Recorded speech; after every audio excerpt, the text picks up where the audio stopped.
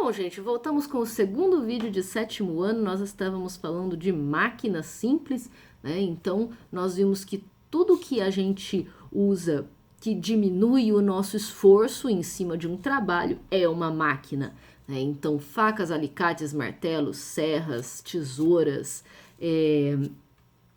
planos inclinados, né? Escadas, e tudo são coisas que a gente não usa o que? Um motor, não funciona sozinho, né? Então máquina não precisa ser isso. Essas máquinas já são as chamadas máquinas complexas, né? Então a gente tem um histórico que também foi mostrado num dos vídeos do Centro de Mídias, que é o que? A gente tinha um trabalho quase sempre com máquinas simples antigamente, né, que foi transformado em máquinas complexas a partir principalmente das revoluções industriais, que começou a colocar motores nessas máquinas.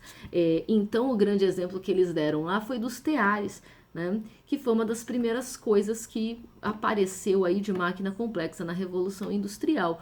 O que eram os teares antigamente? Antigamente usava-se para fazer a linha, né? Eles pegavam lá o algodão ou a lã e as pessoas na Idade Média, elas, né, era trabalho das mulheres sempre, né? Elas iam enrolando aquelas fibras, formando as linhas, né? Então elas tinham que ter sempre a mesma força nos dedos para fazer a linha na mesma espessura. E elas iam enrolando essas linhas. Aí o uso, né, das primeiras máquinas ali, que eram as rocas, que elas iam pisando nos pedais, ia rodando aquela roda e enrolando a linha no carretel, né?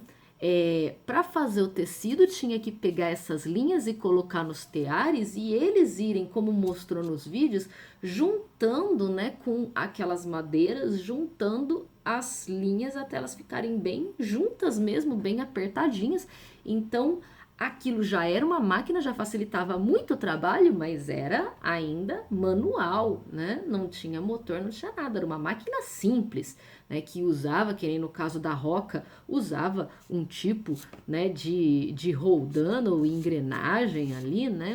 Mais para uma roldana, usava ali nos teares, né, para puxar, era um plano inclinado para ficar mais fácil, né, você puxava mais inclinado para baixo, e na hora de costurar alguma coisa, qual era a grande máquina da costura? A agulha, porque ela consegue furar algo que sem a agulha eu não conseguiria passar a linha naquele buraquinho tão pequeno. Então a agulha é uma máquina simples. No caso aqui, que a gente está falando desse tipo de máquinas. Com a Revolução Industrial, né, que se descobriram os motores e os combustíveis, começou a fazer tudo isso com motor, sem a pessoa precisar nem fazer, né, o pedal. Então a gente tem máquinas de costura atuais, né, as antigas tinha que rodar na mão aqui ou no pé lá embaixo tinha uma gangorrinha, né, para ficar apertando para rodar aquela linha e ir a agulha costurando ali. Quem tem gente que costura em casa, né, conhece esse tipo de máquina. Mas quando começou a indústria de costura, as máquinas de costura já tinham motores algumas, né? Então elas funcionavam sozinhas. Qual é o trabalho? E nos teares também, os teares já fazendo sozinhos aquele vai e volta para prensar as linhas ali no tecido. Qual é o grande trabalho que as pessoas tinham? Controlar essa máquina, controlar o liga, o desliga, a força que ela vai usar, puxar o tecido, né? E puxando, era muito menos esforço, mas ainda precisa da atuação de uma pessoa ali. Então essas seriam as máquinas complexas. Então, esse seria um histórico aí de evolução das máquinas simples para as máquinas complexas. Mas a gente ainda usa o tempo todo em casa as máquinas simples, né? Agora, tudo isso a gente está falando, né, para ter o que essas máquinas? Menos gasto nosso de energia, né? Então, para que a gente gaste menos da nossa energia com essas coisas. Bom, energia, né? Existem vários tipos de energia aí, né? A energia que a gente usa aí quando faz força, né, tal, a gente chama de energia mecânica.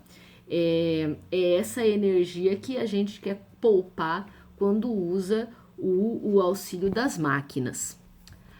Mas existe um tipo de energia bastante importante aí para a nossa sobrevivência, que está presente no nosso dia a dia, que é a energia térmica ou calor, né? Quando a gente fala que está com calor, é porque existe bastante dessa energia aí em volta, fazendo você sentir calor.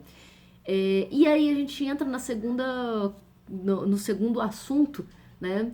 Que é sobre calor, temperatura e sensação térmica, né? Porque são coisas diferentes. O calor, a quantidade de calor e a temperatura é uma coisa fixa, uma coisa que você pode medir num termômetro e falar, está fazendo 20 graus agora. E aí uma pessoa pode virar e falar, eu tô com frio. E a outra falar, não tô com frio. Então, como é que duas pessoas sentem diferente se tá a mesma temperatura, se a quantidade de energia térmica é igual, né? Então, isso é o que a gente chama de sensação térmica. Então, frio e calor, quando eu falo estou com frio ou estou com calor, não é uma coisa não é uma coisa que é o mesmo para todo mundo, né? É uma sensação particular de cada um. Agora, temperatura é uma coisa fixa. Está fazendo agora 20 graus, por exemplo, né? Então, a gente tem que separar essas coisas. Temperatura é algo que eu posso medir com um termômetro, né? Que é a quantidade de energia térmica. O que é isso? Quanto mais calor existe num material, toda partícula vibra. Nenhuma partícula está parada no universo. Então, as partículas vibram. Quanto mais calor, quanto mais energia térmica, mais elas vibram. E quanto menos calor, menos elas vibram. Elas vibram um pouquinho. Se tivesse zero calor, né, que é o que a gente chama de zero absoluto, elas não vibrariam nada. Mas isso nunca ninguém conseguiu chegar nisso aí, né? Que seria o zero absoluto. Então, a temperatura é a medida da quantidade de vibração das partículas, ok? Agora, a sensação térmica é aquilo que eu sinto, se eu estou sentindo desconforto mais para calor ou desconforto mais para frio, né? É a sensação térmica que eu tenho. E a sensação térmica que eu tenho depende do quê?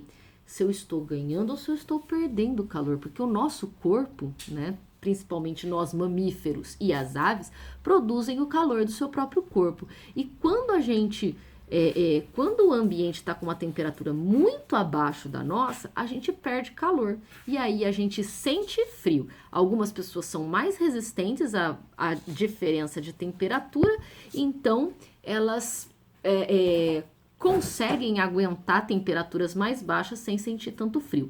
Ou algumas pessoas são mais resistentes para o calor, então elas conseguem aguentar temperatura mais alta sem sentir tanto calor. Mas aí é de pessoa para pessoa. Então, se a temperatura do ambiente está muito abaixo da do meu corpo, eu tenho a sensação térmica que a gente chama de frio. Se a temperatura do ambiente está muito acima da do meu corpo, eu tenho a sensação térmica que a gente chama de calor. Estou com calor, aí é o calor, sensação térmica.